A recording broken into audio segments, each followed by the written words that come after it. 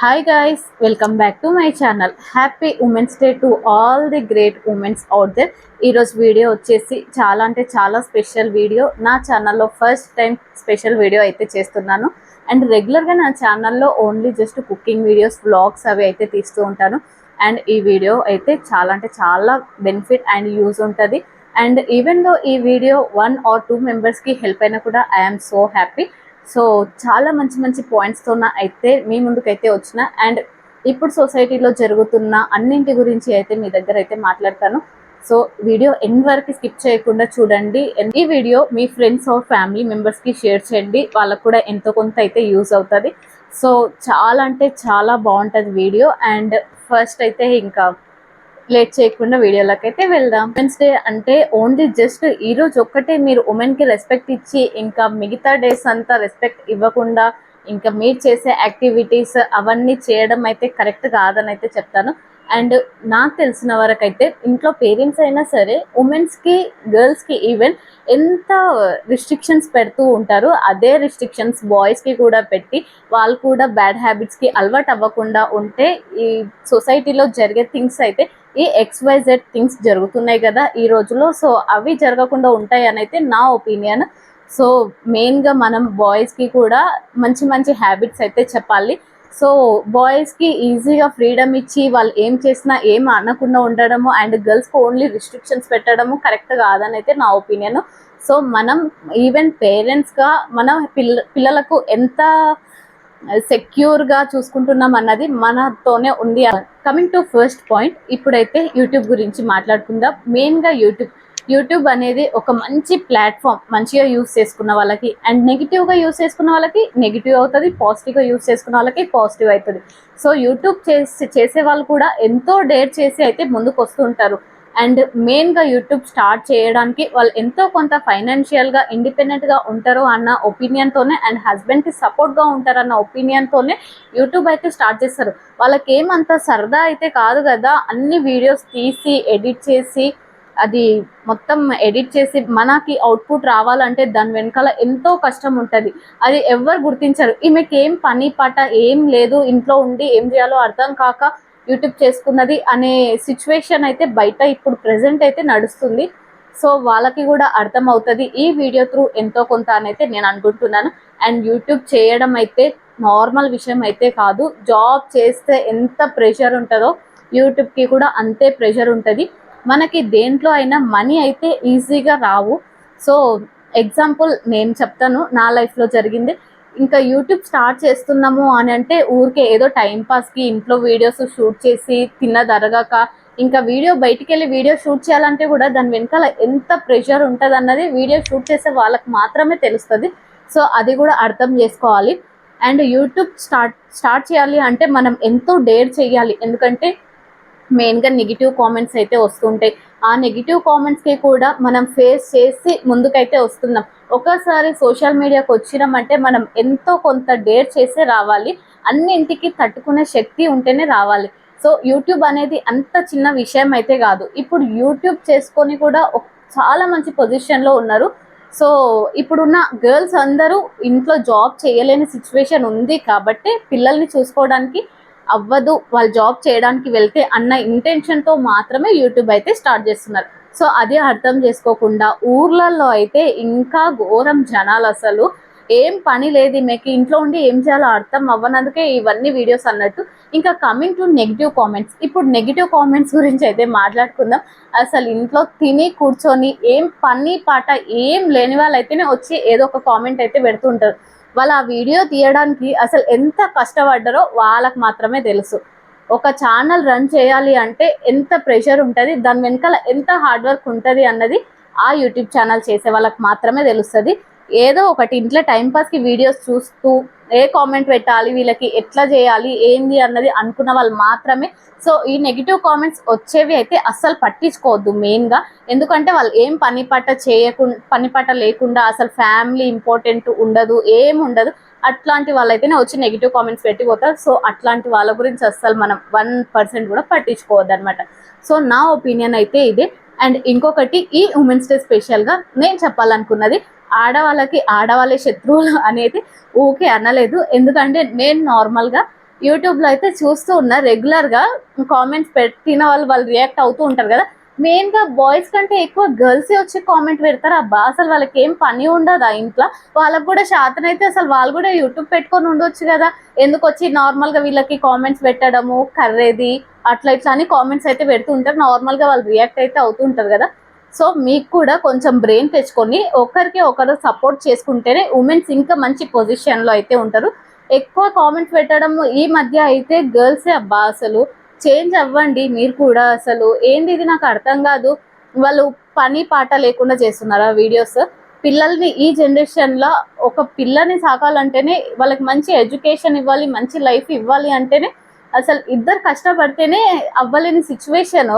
అందుకోసమే గర్ల్స్ అందరు ఎంతో కొంత స్టెప్ అయితే వేస్తున్నారు ముందుకు. ఏదో ఒకటి ఇంట్లో ఉండి అన్న చేసుకుందాం అన్నట్టు.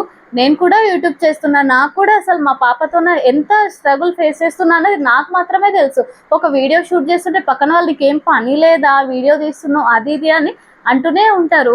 మనం ఏంది అన్నది మనకి మాత్రమే తెలుసు. సో అందుకోసం ఇంకా నా లైఫ్లో ఎగ్జాంపుల్ చెప్పాలంటే, ఇంత చదువు చదివినావు, నీ చదువు ఇదేనా, అసలు యూట్యూబా ఏంది, ఇంతకు ఏం చేద్దాం అనుకుంటున్నావు నువ్వు సొసైటీలా, అది ఇది అని నన్ను అన్న వాళ్ళే ఉన్నారు. సో అందుకోసం అసలు మనం ఏంది అన్నది మనకి మాత్రమే తెలియాలి, వేరే వాళ్ళకి తెలియాల్సిన అవసరం లేదు.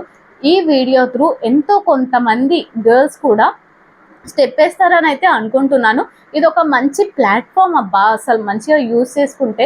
సో యూజ్ చేసుకోండి. తెలియని వాళ్ళకి మన సక్సెస్తోనే మనమైతే ఆన్సర్ ఇవ్వాలి. సో నా లైఫ్లో కూడా మంచి సక్సెస్ రావాలి అని మీరు కూడా బ్లెస్ చేయండి. మీ బ్లెస్సింగ్స్ ఎప్పుడు ఉంటే నేను కూడా మంచి సక్సెస్తోనైతే నెక్స్ట్ ఇయర్ ఈ టైం వరకు మీ ముందుకైతే రావాలని అయితే అనుకుంటున్నాను. సో పాపని పెట్టుకొని వీడియోస్ చేయడం అనేది నార్మల్ విషయం అయితే కాదు. Coming to point 2.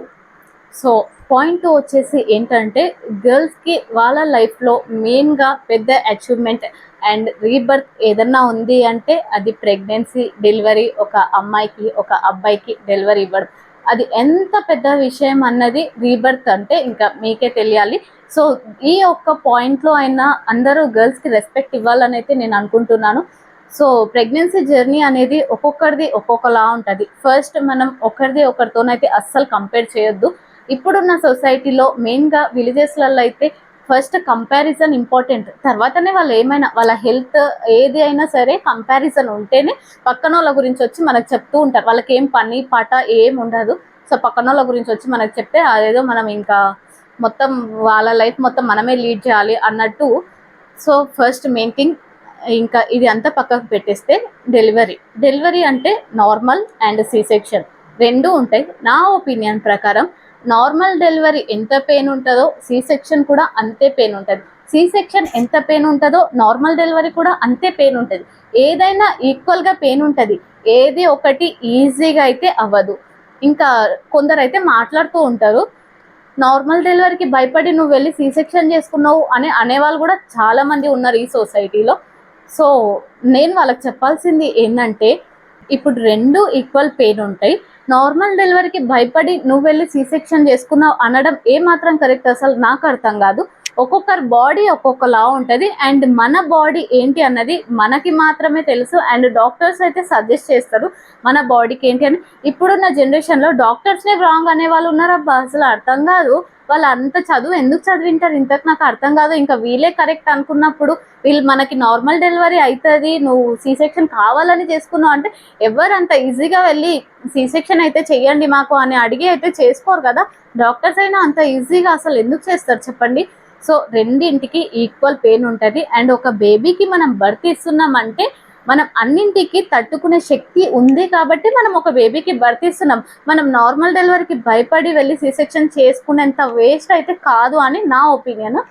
సో ఈ డెలివరీ అనేది లైఫ్లో ఎంత ఇంపార్టెంట్ అన్నది వాళ్ళకి మాత్రమే తెలుసు. అండ్ పాప వచ్చిన తర్వాత మన లైఫ్ ఎట్లా చేంజ్ అవుతుందో మనకి మాత్రమే తెలుసు. ఇప్పుడున్న దాంట్లో అసలు ఒక్కొక్కరికి ఒక్కొక్క బాడీ టైప్ అనేది డిఫరెంట్గా ఉంటుంది. సో మన బాడీ ఏంటి అన్నది డాక్టర్కి తెలుసు కాబట్టి సో మనం వేరే వాళ్ళ గురించి అయితే పట్టించుకోవద్దు. అండ్ నార్మల్గా ప్రెగ్నెన్సీలో కూడా అందరూ పెద్దవాళ్ళు చెప్పినట్టు అట్లా ఇట్లా అని చేస్తూ ఉంటారు. అసలు ఇప్పుడు సొసైటీ చేంజ్ అయింది కాబట్టి మనం ఏది ఉన్నా డాక్టర్ నుండి సజెషన్ అయితే తీసుకోవాలని ఇది నా హంబుల్ రిక్వెస్ట్.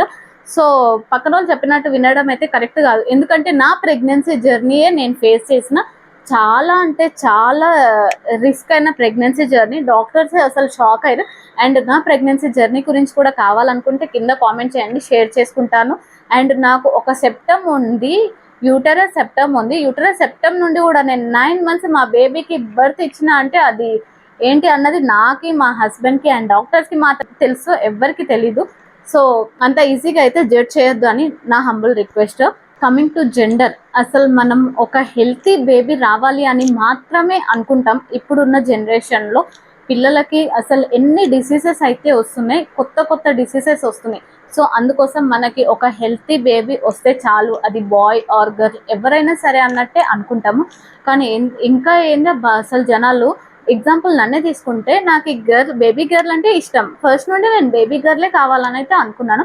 ఏంది నువ్వు అసలు ఊరికే గర్ల్ గర్ల్ గర్ల్ అని అంటున్నావు అంటే, గర్ల్ అని అంటున్నా అంటే గర్ల్ని చూసుకునేది నేనే కదా లైఫ్ లాంగ్. అయితే వాళ్ళైతే ఎవరో పక్కన వాళ్ళు అయితే వచ్చి నాకు మనీ అయితే పెట్టరు కదా, నా బేబీని సాకడానికి వాళ్ళు మనీ అయితే ఇవ్వరు కదా. సో నేను చెప్పాల్సింది ఏంటంటే baby boy or baby girl ఎవరైతే ఏంది, హెల్తీ బేబీ వచ్చిందా లేదా అన్నది మాత్రం ఈ జనరేషన్లో చాలా ఇంపార్టెంట్. సో అది గాడ్స్ గిఫ్ట్ అని అయితే అనుకోవచ్చు. మనకి హెల్తీ బేబీ వచ్చిందంటే బయట సొసైటీలో చూస్తున్నాం కదా, అసలు ఎంత డిసీజెస్ అంటే అసలు చిన్నపిల్లలు చూస్తే అసలు హార్ట్ అయితే అసలు ఎట్లా అయిపోతుందంటే అట్లా అయిపోతుంది. సో అందుకోసమే ఈ జెండర్ గురించి, బాయ్ చూసుకుంటాడు రేపు, గర్ల్ అయితే పెళ్లి చేసి పంపిస్తావు అది ఇది అంటే మనం పెంచే విషయంలో అయితే ఉంటుంది. ఇప్పుడున్న జనరేషన్లో గర్లా బాయా ఎవరు చూసుకుంటున్నారు ఏంది అదంతా అయితే పక్కకు పెట్టేసాలి. మనం మంచిగా వాళ్ళకి లైఫ్ లీడ్ చేయడానికి అంత మంచిగా చేసినామా లేదా అన్నది ఒకటే ఉండాలి అని అయితే నా ఒపీనియన్. అది ఏదైనా సరే, బాయ్ అయినా హ్యాపీగా ఫీల్ అవ్వాల్సిందే, గర్ల్ అయినా హ్యాపీగా ఫీల్ అవ్వాల్సిందే. ఓన్లీ జస్ట్ మనకి హెల్తీ బేబీ ఉందా లేదా అన్నది మాత్రమే ఇంపార్టెంట్ అని అయితే నా ఒపీనియన్. సో ఈ మైండ్ సెట్ కూడా చేంజ్ చేసుకుంటే చాలా అంటే చాలా మంచిది అని అయితే అనుకుంటున్నాను. Coming to point 3, money. ఇప్పుడున్న జనరేషన్లో మనీ అంటే అసలు ఎవరికి చెప్పాల్సిన అవసరం కూడా లేదు. మనీతోనే మొత్తం సొసైటీ అయితే నడుస్తుంది. మనీ ఉంటేనే వాల్యూ మనకి, మనీ లేకపోతే అసలు వాల్యూయే ఉండదు అబ్బా. మన ఫ్యామిలీ వాళ్ళైనా సరే, ఎవరైనా సరే మనీ అనేది చాలా అంటే చాలా ఇంపార్టెంట్. అండ్ మనకి కొంచెం మెచ్యూరిటీ రాకముందు అయితే వేరే వాళ్ళు మనీ అడిగితే ఈజీగా అయితే ఇచ్చేవాళ్ళం. కానీ ఇప్పుడైతే ఇప్పుడున్న జనరేషన్లో కొందరికి నో చెప్పడం నేర్చుకుంటేనే మనం కూడా ఎంతో కొంత ఈ సొసైటీలో కరెక్ట్గా సర్వైవ్ అవుతాం అన్నది అయితే నా ఒపీనియన్. ఎగ్జాంపుల్ నా లైఫే. సో నేను కూడా ఫస్ట్ అయితే నో చెప్పడం అయితే అసలు నా వల్ల అవ్వకపోతుండే. ఎప్పుడైతే నో చెప్పడం నేర్చుకున్నానో నేనైతే చాలా అంటే చాలా హ్యాపీగా ఉన్నా. సో మీరు కూడా ఈ విషయంలో నో చెప్పాలి, అందరికీ కాదు కొందరికి మాత్రమే. సో మనీ అనేది చాలా అంటే చాలా ఇంపార్టెంట్. అండ్ ఇంకా సొసైటీలో జరుగుతున్న కొన్ని కొన్ని క్రైమ్స్ దగ్గరకు అయితే అసలు వెళ్ళొద్దు. అండ్ ఇప్పుడు స్కామ్స్ కూడా చాలా జరుగుతున్నాయి. అట్లాంటి స్కామ్స్కి చాలామంది ఎడ్యుకేట్ అయ్యి ఉండి కూడా దాంట్లో మోసపోతున్నారు అంటే అసలు ఏం చెప్పాలి. కొంచెం బ్రెయిన్ పెట్టి, మన స్ట్రెంగ్త్ బ్రెయిన్ అన్ని యూజ్ చేసి ఇలాంటి వాటికి కొంచెం దూరంగా ఉండాలని అయితే నా opinion. So coming to main point, ఇప్పుడు ఈ పాయింట్ అయితే చాలా అంటే చాలా ఇంపార్టెంట్ ఇప్పుడున్న సొసైటీకి అండ్ ఇప్పుడున్న జనరేషన్కి. Wife and husband. So wife and husband ఒకరికొకరు అండర్స్టాండ్ చేసుకొని కిచెన్లో హెల్ప్ చేస్తే గర్ల్స్కి కూడా ఎంతో మెంటల్ ప్రెషర్ అయితే తగ్గుతుందని నా ఒపీనియన్. సో చాలామంది హస్బెండ్స్ కూడా ఇప్పుడైతే ఈ జనరేషన్లో హెల్ప్ చేస్తున్నారు. వాళ్ళకందరికైతే హార్ట్ఫుల్గా థ్యాంక్స్ చెప్తున్నాను. అండ్ మా హస్బెండ్ కూడా నాకు కూడా హెల్ప్ చేస్తాడు. మా హస్బెండ్కి కూడా చాలా అంటే చాలా థ్యాంక్స్. అండ్ మా హస్బెండ్ నా ప్రెగ్నెన్సీ జర్నీలో కూడా చాలా మంచిగా చూసుకున్నాడు. సో మా హస్బెండ్కి ఆ విషయానికైతే నేను లైఫ్ లాంగ్ రుణపడి అయితే ఉంటాను. సో ఇంకా coming to wife and husband, ఇంకా ఇప్పుడైతే చాలామంది బాయ్స్ ఇంకా అందరూ హెల్ప్ చేస్తున్నారు, అందరూ హెల్ప్ చేయరు అని అయితే నేను చెప్పను. ఎందుకంటే కొందరైతే హెల్ప్ చేస్తున్నారు, కొందరైతే అసలు ఏదో నామోషిగా ఫీల్ అవుతారు అసలు హెల్ప్ చేయడానికి. ఇప్పుడున్న జనరేషన్లో పిల్లల్ని చూసుకోవాలి, ఏదో ఒకటి వాళ్ళు వర్క్ చేస్తూ ఉంటారు. ఉమెన్స్ అయితే ఇప్పుడు ఎవ్వరు ఖాళీగా అయితే ఉండలేరు, ఏదో ఒకటి వర్క్ అయితే చేస్తూ ఉన్నారు కదా. సో అందుకోసం వాళ్ళకు కూడా కొంచెం మెంటల్ ప్రెషర్ తగ్గితే మీరు కూడా హెల్ప్ చేయడం వల్ల తగ్గి వాళ్ళు కూడా హ్యాపీగా ఉంటారు, హ్యాపీగా లైఫ్ లీడ్ చేయొచ్చు. అండ్ మెయిన్ విషయం ఏంటంటే వాళ్ళ ఇంట్లో వాళ్ళకి ఎవరికో భయపడి ఈ హస్బెండ్స్ కూడా వర్క్ హెల్ప్ చేయకుండా ఉండడం అయితే కరెక్ట్ కాదని అయితే నా ఒపీనియన్. ఎందుకంటే ఇద్దరికిద్దరు ఒకరికొకరు ఫైనాన్షియల్గా అండ్ అన్నింటిలో హెల్ప్ చేసుకుంటేనే వాళ్ళ లైఫ్ అనేది కరెక్ట్గా లీడ్ అవుతుందని అయితే నేను అనుకుంటున్నాను. సో హస్బెండ్స్ కూడా అందరికీ ఈ వీడియో త్రూ అన్న ఎంతో కొంత హెల్ప్ చేయాలి అని అయితే నేను అనుకుంటున్నాను. సో గర్ల్సే చెయ్యాలి కిచెన్, బాయ్స్ కిచెన్లోకి వెళ్ళొద్దు, అదేదో బాయ్స్ నామోషిగా ఫీల్ అవ్వడం అనేది కరెక్ట్ కాదు. జనరేషన్ చేంజ్ అయింది, ఒకరికొకరు హెల్ప్ చేసుకోవాలి. అండ్ అప్పుడప్పుడు హస్బెండ్స్ కూడా మనకి ఏదో ఒకటి వండి పెడితే తిని, వాళ్ళ చేతి వంట కూడా తిని హ్యాపీగా ఫీల్ అవుతాం కాబట్టి సో అందరూ అయితే హెల్ప్ చేయాలని అయితే నేను అనుకుంటున్నాను. అండ్ మా హస్బెండ్కి అయితే ఈ విషయంలో నేను ఎప్పుడు థ్యాంక్ఫుల్గా అయితే ఉంటాను. టు ప్రయారిటీ హస్బెండ్ వైఫ్కి, వైఫ్కి హస్బెండ్, ఈచ్ అదర్ ఒకరికొకరు ప్రయారిటీస్ ఇచ్చుకుంటే వాళ్ళ లైఫ్ ఎంతో హ్యాపీగా అయితే సాగుతుంది. అండ్ నా విషయానికి వస్తే నువ్వు అన్నీ బాగానే చెప్తున్నావు, నువ్వు ఎట్లా ఉంటావు అంటే, చెప్పాలంటే నేను మా హస్బెండ్ అసలు గొడవ పడని రోజే ఉండదు. కానీ ఎంత గొడవ పడ్డా మేము ఈజీగా మళ్ళీ కలిసిపోతాము, ఒకరికొకరం వదిలేసి ఉండలేము అన్నట్టయితే ఉంటాము. సో ఆ విషయానికే అట్లా ఉంది మా మైండ్ సెట్ కాబట్టి ఇన్ని గొడవలైనా మేమైతే కలిసే ఉంటాము. అండ్ ఇద్దరం గొడవ పడితే అసలు ఎంత పీక్స్ వరకు పోతుంది అంటే అంత పీక్స్ పోతుంది.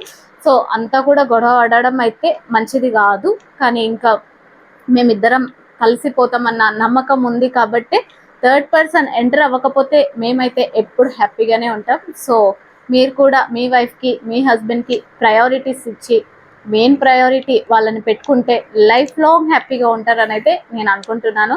సో ఎంత గొడవ పడ్డా మళ్ళీ కలిసిపోవడం అన్నది మెయిన్ ఇంపార్టెంట్.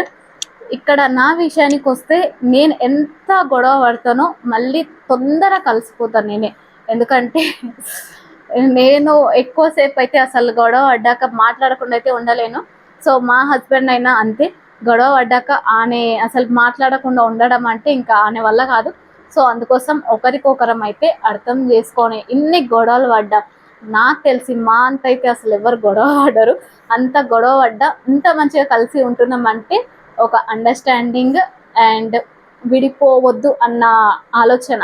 సో ఈ విధంగా మీరు కూడా ఉంటే మీ వైఫ్ అండ్ హస్బెండ్కి ప్రయారిటీ పెట్టుకొని మంచిగా ఉండాలని అయితే అనుకుంటున్నాను. ఇంకా థర్డ్ పర్సన్కి ఇన్వాల్వ్ చేయొద్దు అండ్ ప్రయారిటీస్ కూడా ఇవ్వడం మంచిది మనకు.